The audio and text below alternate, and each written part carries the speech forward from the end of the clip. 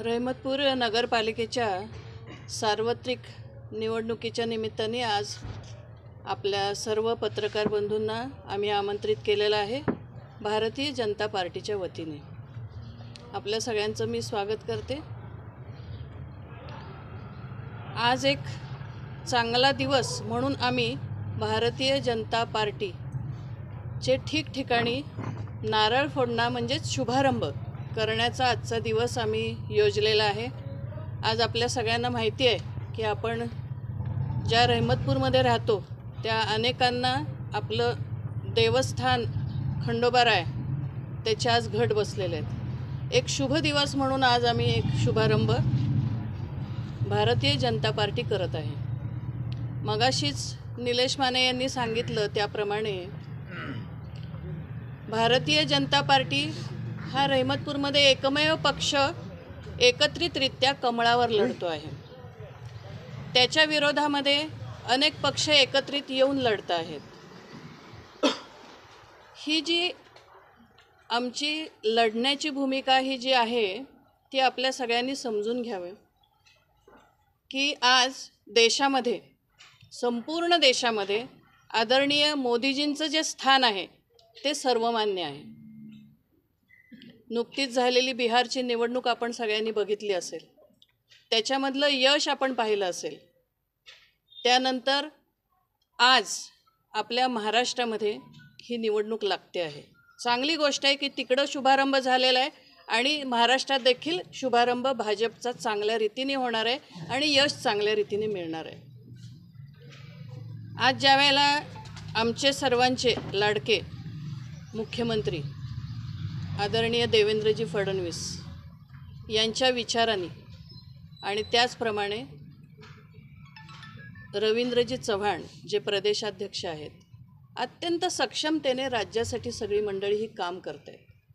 आज आमचं सगळ्यांचं नशीब चांगलं आहे की सातारा जिल्ह्यामध्ये सर्वत्र आमदार खासदार मंत्री हे आम्हाला भाजपचे आहेत। मागेही आम्ही आपल्याशी बोललेलो होतो, पण आता खऱ्या अर्थाने भाजप ही रहमतपूरची एकत्रित आलेली आहे हे सांगताना मला आनंद वाटतो।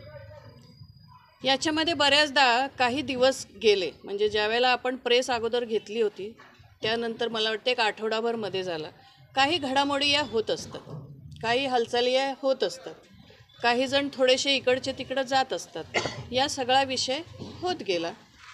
माझ्यापर्यंत पण अनेक चर्चा आल्या होत्या म्हणून आपल्या सगळ्यांना मी प्रामाणिकपणे सांगू इच्छिते की ताई नाराज आहेत आणि ताई काम करणार नाहीत। तर पहिल्यांदा मी हे सांगते की पक्षाला मानणारी एकमेव व्यक्ती आहे की कधी ज्या पक्षात आहे तो पक्ष सोडला नाही। बाकीचे सगळे सोडून गेले तरी मी कधी पक्ष सोडला नाही। त्यामुळे ज्यांना ज्यांना माहिती होतं की ताईंची पक्षनिष्ठा आहे त्यांना खात्री होती आणि म्हणूनच आज ही पत्रकार परिषद, कारण बऱ्याचदा काय होतं उगीच्या उगीच खोट्या अफवा होतात आणि त्याचा विपर्यास केला जातो, त्याचा आमच्या निवडणुकीवर परिणाम होऊ नये।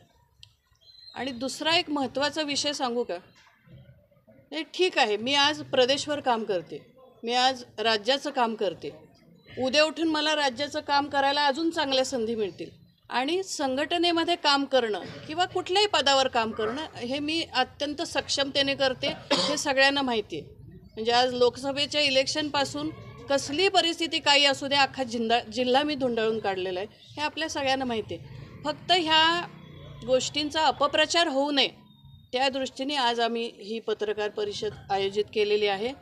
दुसरा एक विषय माहिती आहे आपल्या सगळ्यांना, मी सगळीकडे महिलांमध्ये असते आणि ज्या वेळेला मोदीजीं फडणवीसांचं नाव घेऊन मी चालते ना त्यावेळेला एक न एक महिला माझ्याबरोबर असते। हे एक अत्यंत चांगलं, म्हणजे अनेक महिलांनी सांगितलं की बाकी कुठेही जाऊ देत आम्ही मोदीजींच्या आहोत म्हणून तुमच्या आहोत।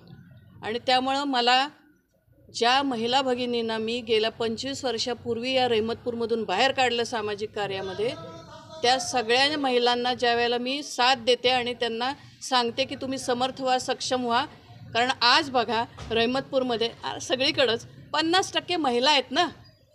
आणि मग महिलांना घडवायला जर आवडणारी मी व्यक्ती असेल तर एक घराबाहेर न पडलेली व्यक्ती असू देत, पण जर त्यांच्या कुटुंबियांना त्यांच्या पार्टीला वाटते तर ह्या व्यक्तीला सक्षम करण्याचं माझं कार्य आहे आणि त्यामुळे